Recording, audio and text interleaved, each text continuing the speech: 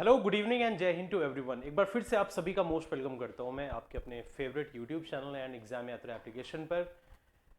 बहुत सारे बच्चों का ये डिमांड था कि sir fill in the blanks बहुत टफ आती है, तो मैंने बोला फिल इन द ब्लैंक्स बहुत आसान होता है। ऐसा क्यों? क्योंकि मैंने जब पेपर को एनालाइज किया, सभी एग्जाम के पेपर्स को, जब फिल इन द ब्लैंक्स के क्वेश्चंस को मैंने देखा, चाहे वो एसएससी का हो, चाहे वो सीडीएस का हो या फिर बैंकिंग का क्वेश्चन हो, इन सभी में मुझे सबसे क्लासी क्वेश्चन लगता है सीडीएस का। अगर मैं फिल इन द ब्लैंक्स की बात करूं तो कहीं ना कहीं जो फिल इन द ब्लैंक्स होता है उसमें थोड़ा सा ग्रामर का रोल होता है, प्लस मैक्सिमम वोकैबुलरी का रोल होता है।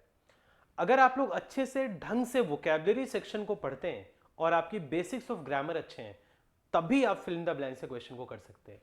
इसे डर को दूर करने के लिए मैं ये important session fill in the blanks का लेकर के आया हूं, जो सीडीएस 2023 में पूछे गए हैं 10 क्वेश्चन, उनका सोल्यूशन विद कॉन्सेप्ट्स आज हम लोग सीखने वाले हैं। तो जो भी स्टूडेंट इस सेशन को देखेंगे वो शुरू से लेकर के एंड तक देखना, और अपने 10 मार्क्स कैसे आप अचीव कर सकते हो अगले सीडीएस में, ये आपके लिए बहुत ही हेल्पफुल सेशन होने वाला है। तो आइए देखते हैं सबसे पहला क्वेश्चन सीडीएस का क्या है फिल इन द ब्लैंक्स का। सबसे पहला क्वेश्चन आपके सामने स्क्रीन पर ओपन हो चुका है। एक बार बस पढ़ने की आप लोग कोशिश करेंगे, ठीक है? पढ़िए, फिर मैं एक्सप्लेन करूंगा। आपके सामने देखिए, ये फिल इन द ब्लैंक्स का ही है क्वेश्चन, क्वेश्चन नंबर 11। ध्यान से पढ़िए, यहां पर ऑप्शंस भी आपके सामने गिवन है। देखिए क्वेश्चन नंबर 11 को एक बार पढ़ने की कोशिश करें, क्या लिखा हुआ है। Another version of the play based on the text was reenacted successfully after the prosecution and eventual dash of enacting the play in public theater by the government। अब दो तरीके का स्टूडेंट होगा। एक ऐसा होगा जो यहां से लेकर यहां तक की मीनिंग ही समझ नहीं पाएगा, और जब तक वो मीनिंग ही नहीं समझेगा वो कभी फिल इन द ब्लैंक्स कर ही नहीं पाएगा। अब आप समझ गए होंगे मैं क्या कहना चाहता हूं। और मीनिंग कहां से समझोगे? एक तो रीडिंग हैबिट तुम्हारी अच्छी होनी चाहिए, कुछ ना कुछ पढ़ते रहो। 24 घंटे में तुम आधे घंटे तो इंग्लिश का कोई ना कोई आर्टिकल पढ़ो या फिर कोई ना कोई वोकैबुलरी पढ़ो। इसमें क्या होगा, आधे बच्चों को हवा ही नहीं लगेगी, लेकिन एक बच्चा होगा जो एवरेज क्लास का होगा, वो भी इसको समझने की कोशिश करेगा और ऑप्शंस पर नजर मारेगा, शायद वो सही कर ले जाए। आइए समझते हैं।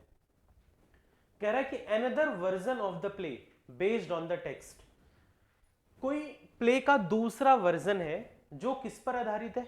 टेक्स्ट पर। कह रहा है वॉज री इनेक्टेड सक्सेसफुली, इसको री इनेक्ट सफलतापूर्वक कर दिया गया था। यानी कि इसके पहले का कोई वर्जन रहा होगा, उसको हटाया गया होगा और दूसरा वर्जन सक्सेसफुली री इनेक्ट किया गया था। आफ्टर द, देखो यहां पर लिखा हुआ है after the prosecution and eventual, prosecution के बाद और इवेंचुअल, इवेंचुअल मतलब होता है फाइनल। तो after the prosecution and final dash, क्या चीज डैश? यहां पर चार वर्ड लिखे हैं जो आपको फिल करना है। प्रिस्क्रिप्शन, अच्छा प्रिस्क्रिप्शन वर्ड जो यूज होता है भाई वो डॉक्टर यूज करता है दवाई देने के लिए, तो यहां पर दवा से रिलेटेड तो कोई बात ही नहीं है, ये खत्म हो गया तुम्हारा। डी ऑप्शन क्या लिखा है? स्क्रीनिंग। यहां पर आप एसएसबी देने थोड़ी आए हो इस क्वेश्चन में, जो स्क्रीनिंग की बात हो रही है, ना कोई देखने की कोई चीज बात हो रही है यहां पर। ये दो ऑप्शन कट हो गया। अब दो ही ऑप्शन आपके पास है, प्रोस्क्रिप्शन एंड प्रोस्क्राइबिंग।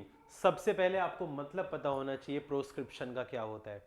प्रोस्क्रिप्शन मतलब होता है बहिष्कार करना, किसी चीज का हटा देना, किसी चीज को तिरस्कार कर देना, बहिष्कार कर देना, निकाल देना।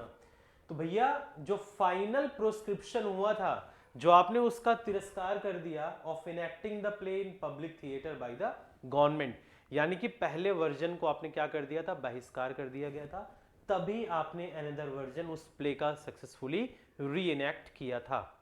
तो प्रोस्क्रिप्शन मतलब एक तरीके क्या होता है? बहिष्कार करना। तो राइट आंसर क्या होगा? B option. अब कुछ बच्चों के दिमाग में आएगा कि सर प्रोस्क्राइबिंग क्यों नहीं होगा? अच्छा, अगर आप प्रोस्क्राइबिंग यहां पर फिल करते तो प्रोस्क्राइब प्लस आईएनजी ये होता तुम्हारा जीरन, जीरन प्लस उसके बाद क्या लिखा है यहां पर? ऑफ, फिर उसके बाद इनएक्ट प्लस आईएनजी जीरन। पूरा ग्रामर तुम पढ़ के आ जाना। कभी अगर तुम्हें कोई भी सेंटेंस इस फॉर्मेट का मिल जाए तो आप मुझे बताना। कभी भी Jiran plus preposition plus Jiran possible ही नहीं है, जिसकी वजह से आपका ऑप्शन नंबर सी भी कट होता है। तो अगर आप ग्रामर पढ़ते हैं और आपकी वोकैब अच्छी है, तभी ऐसे क्वेश्चन को आप हिट कर पाएंगे। तो पहले क्वेश्चन का राइट आंसर निकल करके आता है sir B option, that is proscription. समझ में आई बात? सी ऑप्शन क्यों नहीं हुआ, डी क्यों नहीं हुआ, ए क्यों नहीं हुआ? आई होप सो समझ में आ गया होगा। आते हैं क्वेश्चन नंबर 12 की तरफ, देखते हैं क्वेश्चन नंबर 12 क्या है। एक मिनट दरवाजा बंद कर, आइए क्वेश्चन नंबर 12 की तरफ आते हैं, देखते हैं क्वेश्चन नंबर 12 क्या है आपके लिए।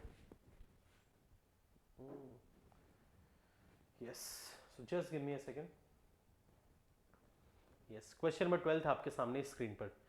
पढ़ने की कोशिश करिए, डरिए मत, ठीक है? पढ़ने की कोशिश करो, एक्सप्लेनेशन मैं कर रहा हूँ, ठीक है? वैसे भी सीडीएस के स्टूडेंट्स मार्केट में बहुत कम होते हैं, ठीक है? लेकिन जो होते हैं वो सीधे फिर एकेडमी में जाते हैं। उनका जीवन और दूसरे ऑफिसर के जीवन में जमीन आसमान का डिफरेंस होता है, ठीक? अब देखो ध्यान से, question number 12, Ravi remembers the year when there was a dash flood. कह रहा है रवि ने क्या याद किया था? एक ऐसा साल याद किया था जब वहां पर कुछ तरीके का फ्लड था। अच्छा, आप किसी फ्लड को कब याद करोगे?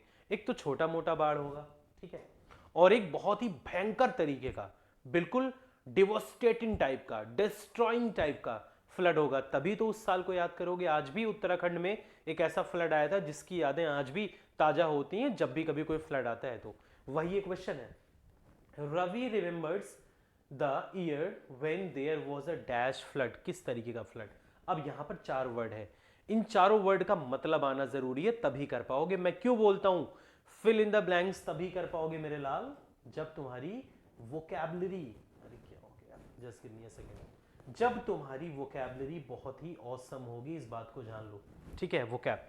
अब रेवेज मतलब क्या होता है? रेवेज मतलब होता है डिस्ट्रॉय, ध्यान से सुनना। रेवेज मतलब क्या होता है मेरे से? डिस्ट्रॉय, ठीक है, तबाही, बर्बादी। डिवोस्टेटिंग मतलब भी क्या होता है? ध्यान से सुनना, डिस्ट्रॉइंग। मैंने डिस्ट्रॉइंग क्यों लिखा? क्योंकि आईएनजी है। यहां पर क्या लिखा है? सैलुब्रियस। अच्छा, सैलुब्रियस एक ऐसा वर्ड है जिसका मतलब क्या होता है पता है आपको? Good for health. और ये वोकैबुलरीज मैंने अपनी क्लासेस में बताया है, पढ़ोगे तभी पता चलेगा। सैलुब्रियस मतलब होता है good for health, good for health. अब इसी से मिलता जुलता एक वर्ड होता है जो कि ऑप्शन में नहीं है, लिगुब्रियस, वो भी आप साथ में लिख सकते हैं, लिगुब्रियस। और लिगुब्रियस का मतलब जानते हो क्या होता है? लिगुब्रियस का मतलब होता है सरकार बैड फॉर हेल्थ। क्या होता है? Bad for health. अगर तुम्हें याद करने में भी प्रॉब्लम आ रहा है सैलुब्रियस और लुगुब्रियस, मैं आपको एक ट्रिक बता रहा हूं, आपको याद हो जाएगा, ध्यान से सुनना। सैलुब्रियस, देखो यहां पर क्या हिडन है? SALU। तो सलू को आप क्या पढ़ो? सालू। सालू क्या है आपकी? शाली। और शाली कैसी है? Good for health. ये सिर्फ याद करने के लिए बता रहा हूं, रियल लाइफ में ऐसा कुछ नहीं है। यहां पर क्या लिखा है? लुगुब्रियस, LUGU। क्या होता है? लुगु। लुगु से क्या याद रखोगे? लुगाई। लुगाई कैसी होती है? Bad for health. ये नॉर्मल लाइफ में नहीं है, अगर कह दोगे बीवी के सामने जाकर के तो झाड़ू पड़ेगा तुम्हें। बस याद रखना कि लुगुब्रियस मतलब बैड फॉर हेल्थ, सेलुब्रियस मतलब गुड फॉर हेल्थ, और डिवोस्टेटिंग मतलब डिस्ट्रॉइंग। हाँ, एक वर्ड यहां पर और क्या लिखा है? एमेलियोरेट, इंपॉर्टेंट वर्ड है। एमेलियोरेट का मतलब होता है टू मेक समथिंग बैड, और टू मेक समथिंग बैड मतलब किसी बुरी चीज को अच्छा कर देना, ठीक है? To make better something unpleasant things, ठीक है? किसी बुरी चीज को अच्छा बना देना, उसको हम क्या करते हैं? एमिलियोरेट बोलते हैं। तो यहां पर एमिलियोरेटिव फ्लड नहीं होगा, यहां पर तो आप अच्छे की बात करो। फ्लड कभी अच्छा थोड़ी होता है, फ्लड अच्छा होता है? फ्लड तो बाढ़ होता है, नुकसान पहुंचाता है, तो डी ऑप्शन होगा नहीं। और सेलुब्रियस मतलब गुड फॉर हेल्थ होता है, मतलब फ्लड जो है वो आपका स्वास्थ्य के लिए अच्छा होता है, गलत। सी ऑप्शन भी नहीं होगा। अब दो ऑप्शन बचा, यहां पर एग्जामिनर तुमसे खेल गया। कैसे खेला? रेवेज मतलब भी डिस्ट्रॉय, डिवोस्टेटिंग मतलब भी डिस्ट्रॉय। अब यहां पर थोड़ा ग्रामर का यूज होगा। सर ये आर्टिकल लगा है क्या? आर्टिकल, और आर्टिकल अगर यहां पर है इट मींस यहां पर क्या आना चाहिए? नाउन। क्या आना चाहिए? नाउन। तो इन दोनों में नाउन कौन सा है? Noun gerund we use as a noun, V1 plus ING, जो जिरंड होता है हम उसको एज अ नाउन यूज करते हैं। ये तो वर्ब है तुम्हारा, मतलब राइट आंसर बी ऑप्शन बनेगा, ए ऑप्शन कट। तो क्वेश्चन नंबर 12 काफी क्लासी था, मैंने कंप्लीट बताने की कोशिश करी है, एक एक वर्ड की मीनिंग लिख लेना कॉपी में, और कैसे ये राइट आंसर बना ये भी मैंने आपको बता दिया। तो 12th का करेक्ट आंसर क्या हो गया? B option. I hope so you guys are getting my point. आते हैं क्वेश्चन नंबर 13 पर और देखते हैं क्वेश्चन नंबर 13 क्या है तुम्हारा। ये सारे वर्ड्स लिख लेना, ठीक है। ये आ गया क्वेश्चन नंबर 13। देखो भाई ध्यान से आओ, बहुत आसान है, पैनिक नहीं होना है, मैं हर चीज़ को आसान बना सकता हूँ, ठीक है। बस आप ध्यान से स्क्रीन की तरफ देखो, ठीक है। आ जाओ क्वेश्चन नंबर 13, पढ़ो तुम बस एक बार क्या लिखा है, देखो पढ़िए एक बार क्या लिखा है। Davis is not sure, Davis sure नहीं है weather he should dash the forest guest house after dark, कि डेविस अभी श्योर नहीं है कि अंधेरे के बाद कि वो गेस्ट हाउस को छोड़ेगा या रहेगा, कुछ इस तरीके की बात कर रहा है। ऑप्शन पर नजर मारते हैं, एक है तुम्हारा स्टे, एक है तुम्हारा लीव, एक है लेफ्ट, एक है लीव्स। देखो भाई ये तुम्हारा जो वेदर है ना, ये एज अ कंजंक्शन यूज होता है, ये एज अ कंजंक्शन यूज होता है, करेक्ट। और इसके बाद ये जो तुम्हारा ही है ये क्या है डियर, ये सब्जेक्ट है। शुड क्या है मेरे लाल, शुड एक तुम्हारा मोडाल होता है, और आप सभी को पता है कि आफ्टर मोडाल्स, मोडाल्स के बाद वी यूज वर्ब की फर्स्ट फॉर्म, मोडाल्स के बाद वी यूज वर्ब की फर्स्ट फॉर्म, करेक्ट। तो ये तुम्हारा मोडाल्स ही है, तो इसके बाद V1 आना चाहिए, ये V2 है तुम्हारा। लेफ्ट लीव वर्ब की फर्स्ट फॉर्म होता है, लेफ्ट वर्ब की सेकंड फॉर्म गलत हो गया। लीव्स V1 प्लस S गलत हो गया, हमें तो V1 चाहिए। अब ये भी V1 है, ये भी तुम्हारा V1 है। स्टे मतलब ठहरने की बात कर रहा है, लीव मतलब छोड़ने की बात कर रहा है। भाई एक चीज बताओ, अगर वो स्टे ही करेगा तो वो श्योर क्यों होगा? अगर अंधेरा हो गया है तो 99% लोग, 100% लोग स्टे करने की सोचेंगे, तभी तो वो कह रहा है कि whether you should leave the forest guest house after dark, कि वो श्योर नहीं है कि वो अंधेरे के बाद गेस्ट हाउस को छोड़ेगा कि नहीं। तो इसका राइट आंसर बनेगा बी ऑप्शन, स्टे नहीं होगा, करेक्ट। तो करेक्ट आंसर क्या हो जाएगा इसका, बी ऑप्शन आपका करेक्ट आंसर हो जाएगा। नेक्स्ट पर आइए, that is 14th number, again very important 14 number question, ध्यान से देखो, डरना नहीं है, बस समझते चलो, मैं आपको एक एक क्वेश्चन समझा रहा हूँ, ठीक है। ऐसा कुछ रॉकेट साइंस नहीं है, बस चीजें आपको पता हो आप आराम से कर सकते हो। देखो क्वेश्चन नंबर 14 पर आओ, क्या लिखा हुआ है, they dash as responsible people do during the difficult situation, मतलब कुछ लोग हैं उनके बारे में कहना चाह रहा है कि वो ऐसा करते हैं जैसा कि रिस्पॉन्सिबल लोग करते हैं कठिनाई के समय के दौरान, ठीक है। अब अगर आप यहां पर बिहेव्स पहला ऑप्शन दे रखा है, सब्जेक्ट तुम्हारा दे है, ये सब्जेक्ट जो है डियर तुम्हारा ये प्लूरल है, ये जो तुम्हारा सब्जेक्ट है ये कैसा है, ये प्लूरल है, तो वर्ब भी कैसी होगी, आप बोलेंगे सर वर्ब भी प्लूरल होगी, राइट। और प्लूरल वर्ब हमेशा वर्ब की फर्स्ट फॉर्म होती है, ये तो V1 प्लस एस है, ये क्या है, ये तुम्हारा V1 प्लस एस है, बिहेव्स, तो ये तो गलत हो गया ना। और यहां पर देखो कभी भी सब्जेक्ट के बाद, कभी भी सब्जेक्ट के बाद सीधा कॉन्टिन्यूअस फॉर्म आ ही नहीं सकता है, यानी कि ये भी गलत हो गया, क्योंकि ये चीज पॉसिबल है ही नहीं। तुम आई कमिंग नहीं बोल सकते हो जब तक तुम बीच में हेल्पिंग वर्ब ना लगाओ, ठीक है, करेक्ट। अब ध्यान से सुनना, यहां पर देखो क्या लिखा है, बिहेव्ड, ये वर्ब की कौन सी फॉर्म होगी, सेकेंड फॉर्म होगी। और आप सभी को पता है कि हम सब्जेक्ट के बाद V2 फॉर्म यूज करते हैं पास्ट इंडेफिनिट टेंस में, कि दे बिहेव्ड, उन्होंने ऐसा बिहेव किया था जैसे कि रिस्पॉन्सिबल लोग करते हैं डिफिकल्ट सिचुएशन के दौरान, यानी कि करेक्ट आंसर बी ऑप्शन है। और इस टेंस को हम बोलते हैं पास्ट इंडेफिनिट टेंस, इस टेंस को हम बोलते हैं past indefinite tense. I hope so आप सभी को ये क्वेश्चन समझ में आ रहा होगा। बढ़ते हैं क्वेश्चन नंबर 15 की तरफ हौले हौले, और सारे अमेजिंग क्वेश्चन है, एसएससी वालों को दे दो, बंद कर देंगे 2 मिनट में इसको। आ जाओ 15 नंबर क्वेश्चन पर आते हैं, आइए 15, ये आ गया तुम्हारा, बहुत अच्छा क्वेश्चन है। क्वेश्चन नंबर 15 देखो क्या है, criminal law has taken long dash in facilitating access to justice for women, कह रहा है जो क्रिमिनल लॉ है उसने कुछ लंबा समय लिया है, इस तरीके का बोल रहा है, क्रिमिनल लॉ ने कुछ लंबा समय लिया है, किस तरीके का एक्सेस करने को लेकर के बोल रहा है, सुविधा देने की, एक्सेस किसको, औरतों के न्याय की, बाई मेकिंग वेरियस प्रोविजंस, कई तरीके के अलग अलग प्रावधान बना करके। तो भाई लंबे समय के लिए एक फ्रेजल वर्ब होता है लॉन्ग वॉक, क्या होता है, लॉन्ग वॉक। क्या कहीं ऑप्शन में आपको वॉक दिख रहा है? आप बोलोगे हाँ जी सर डी ऑप्शन। तो यहां पर लॉन्ग वॉक वर्ड हम यूज करते हैं, ये सिंपल था, ठीक है। स्ट्राइड मतलब क्या होता है, बी ऑप्शन में वॉर, युद्ध, ठीक है, तो वो होगा नहीं। और स्टैंड आप सभी को पता है क्या होता है, साइड मतलब बगल में, तो डी ऑप्शन इसका राइट आंसर है। आते हैं क्वेश्चन नंबर 16 की तरफ। This one was pretty easy. Question number 16 पर आइए। आइए क्वेश्चन नंबर 16, अगर आप ध्यान से देखोगे, बिल्कुल क्वेश्चन नंबर 16, आइए। Again one of the easiest question. Many laws have been made to deal with the problems of dash against women. कह रहा है बहुत तरीके के कानून बनाए गए हैं टू डील, मतलब किस तरीके का, डील करने के लिए, to deal with the problems of against women, औरतों के खिलाफ जो प्रॉब्लम्स होती हैं उनको डील करने के लिए बहुत सारे कानून बनाए गए हैं, ऐसा बोल रहा है ये। तो प्रॉब्लम्स ऑफ टेरर नहीं होता है, आतंकों का प्रॉब्लम नहीं होता है, प्रॉब्लम्स ऑफ ऑफेंसेस, अपराध, प्रॉब्लम्स ऑफ ऑफेंसेस, ये होगा right answer, against women, offences against women, ये एक लॉ का वर्ड है, ठीक है।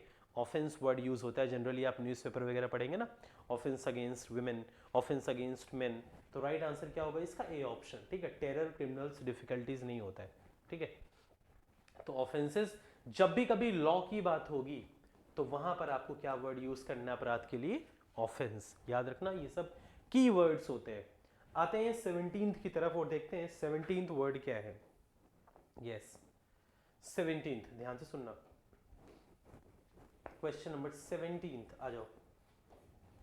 A person purchasing goods and services for commercial purposes, मतलब एक ऐसा व्यक्ति जो गुड्स एंड सर्विसेज को, यानी कि सामान को खरीदता है कॉमर्शियल पर्पज से। लाइक सपोज करो एक टीचिंग इंडस्ट्री है, कोई बंदा 8-10 स्टूडियो खरीद रहा है कि मुझे पढ़वाना है, तो वो एक कॉमर्शियल में आ गया ना, इलेक्ट्रिसिटी बिल आएगा, बहुत ज़्यादा आएगा, और किसी घर में आप 8-10 स्टूडियो सेटअप कर लोगे तो वो एक तरीके से कॉमर्शियल पर्पज कहलाता है। तो person purchasing goods and services for commercial purposes will also not come under the dash of this act, किस अंतर्गत वो नहीं आएगा। बहुत सारे लोग अब सोचेंगे कि इस एक्ट के दायरे में नहीं आएगा, तो दायरा समझ करके बहुत सारे लोग लिमिट्स हिट करेंगे। Under the view of this act कुछ नहीं होता है, रिव्यू ऑफ दिस एक्ट, ये दो वर्ड, हालांकि मैं लॉ से तो नहीं हूं बट व्यू तो बिल्कुल नहीं हो सकता है, और रिव्यू मतलब होता है किसी चीज को फिर से देखना। तो यहां पर इस कानून के अंतर्गत की बात हो रही है, उसके सीमा क्षेत्र की बात हो रही है, तो यहां पर रिव्यू वर्ड सूट नहीं करेगा। अब दो वर्ड एग्जिस्ट होते हैं, एक लिमिट्स और एक परव्यू। अगर मैं आपको बताऊं, under the limits of this act, जब भी कभी आप लॉ करेंगे तो लॉ में limits of this act use नहीं होता है। हालांकि दायरा, इसका मतलब भी सीमा क्षेत्र होता है, एक दायरे की बात होती है, इसका मतलब भी परव्यू मतलब भी वही होता है। लेकिन जब लॉ की बात आती है तो वहां पर लिमिट्स वर्ड यूज नहीं होता है। कौन सा वर्ड यूज करते हैं, परव्यू। और आप किसी भी टीचर का पूरे यूट्यूब में उठा करके देख लीजिए, इस क्वेश्चन का सोल्यूशन उन्होंने सिर्फ परव्यू बताया है, ये नहीं बताया है कि लिमिट्स क्यों नहीं होगा, ठीक है। तो डी ऑप्शन राइट आंसर हो जाएगा 17 का। 18 की तरफ आते हैं, देखते हैं 18 क्या है। 18 वर्ड की तरफ आते हैं। 18 question, yes, again very important, ध्यान से सुनना और समझने की कोशिश करना। The emergence of a sovereign Indian nation, sovereign एक वर्ड होता है, अगर आप पॉलिटी वगैरह पढ़े होंगे तो आपको पता होगा, बहुत अच्छे से पता होगा अगर आपने पॉलिटी वर्ड पढ़ा होगा, सोवरेन, ठीक है। स्पेलिंग भी ध्यान से देख लेना। जो सोवरेन इंडियन नेशन की शुरुआत हुई थी, जो सोवरेन इंडियन नेशन की क्या हुई थी, शुरुआत हुई थी, was dash on the notion of equality. Notion का मतलब क्या होता है, नोशन का मतलब होता है आइडिया, विचार। वो किस पर आधारित था, डिपेंडेंट तो है नहीं। देखो सबसे पहले ये बी फॉर्म है, याद रखना, वो उसको हम क्या बोलते हैं, वो उसको हम बोलते हैं बी फॉर्म। और बी फॉर्म के बाद या तो वर्ब की थर्ड फॉर्म आएगी या फिर वर्ब की फर्स्ट फॉर्म के साथ आईएनजी, ये दो कंडीशंस ही बन सकती हैं बी फॉर्म के साथ। और यहाँ पर बी फॉर्म है, इसके बाद वर्ब की थर्ड फॉर्म, अगर आप ध्यान से देखोगे, प्रेमिस्ड, प्रेमाइसिस से रिलेटेड होता है, ये तो होएगा ही नहीं, और ये डिपेंड है ही नहीं, V3, ये तो होएगा ही नहीं। Was looked on the notion of equality या वॉज प्रोमिस्ड। तो जो सोवरेन इंडिया नेशन था उसकी इमरजेंस हुई थी, जो शुरुआत हुई थी, वो प्रॉमिस की गई थी किसके, इक्वालिटी के विचारों पर, was promised on the notion of equality, ठीक है, प्रॉमिस की गई थी इक्वालिटी के विचारों पर। तो ए ऑप्शन इसका राइट आंसर हो गया। लुक्ड मतलब तो देखा जाना होता है, प्रॉमिस ज्यादा सूटेबल वर्ड है, तो इसका राइट आंसर बनेगा A option. A will be the correct answer for this question, right. Question number 19 पर आते हैं और 19 देखते हैं आपके लिए क्या है। Question number 19 again very important. 19th 1 से लेकर के 9 तक मैंने बता दिया है, 10th क्वेश्चन का आंसर आपको देना होगा। इस क्वेश्चन को मैं एक्सप्लेन कर दे रहा हूं। In Manipur the most important piece of literary work, Manipur में जो मोस्ट इंपॉर्टेंट पीस है, आई होप सो आपको दिख रहा होगा, किस चीज का, लिटरेरी वर्क का, दैट कॉन्टिन्यूज टू। अब एक चीज बताओ, यहां पर क्या लिखा है, to. After to we always use what, V1। After to we always use what, V1। तो भाई ये तो V1 है नहीं, V1 प्लस S है, ये तो ऐसे ही हट गया। ये तो V2 है, हट गया, हमें V1 चाहिए। तो install a sense of patriotism, उसके अंदर डालने की बात हो रही है ना। इंस्टॉल, जैसे एप्लीकेशन को आप इंस्टॉल करते हो अपने फ़ोन के अंदर, वही चीज़ यहाँ पर है। तो राइट आंसर क्या बनेगा, इंस्टॉल, बी ऑप्शन करेक्ट हो जाएगा। और इस फिल इन द ब्लैंक्स का लास्ट क्वेश्चन आप सभी लोग, आप सभी के स्क्रीन पर मैं यहाँ पर लिख दे रहा हूँ, दिखा दे रहा हूँ, लिखने की ज़रूरत है नहीं। और इस क्वेश्चन का आंसर आप सभी जेन्युइन स्टूडेंट्स जो हैं, जो CDS देने जा रहे हैं या कोई भी एग्जाम देने जा रहे हैं, जिनको लगता है उनकी इंग्लिश बहुत अच्छी है, वो कुछ जीवन में कर सकते हैं अपने, इस क्वेश्चन का आंसर आप लोग कमेंट बॉक्स में ज़रूर देना। मैं वेट करूंगा, और जो भी स्टूडेंट्स इस क्वेश्चन का आंसर देंगे कमेंट बॉक्स में, फॉर श्योर वो इस बार के CDS को हिट करने जा रहे हैं 100%। Women's autobiographies in the post-independence period can be seen as dash of their literary interest, and the options are subsistence, ingestions, evidence, dependence. तो इस क्वेश्चन का आंसर आप सभी स्टूडेंट्स कमेंट बॉक्स में देना। और आई होप सो ये सेशन आपको अच्छा लगा होगा।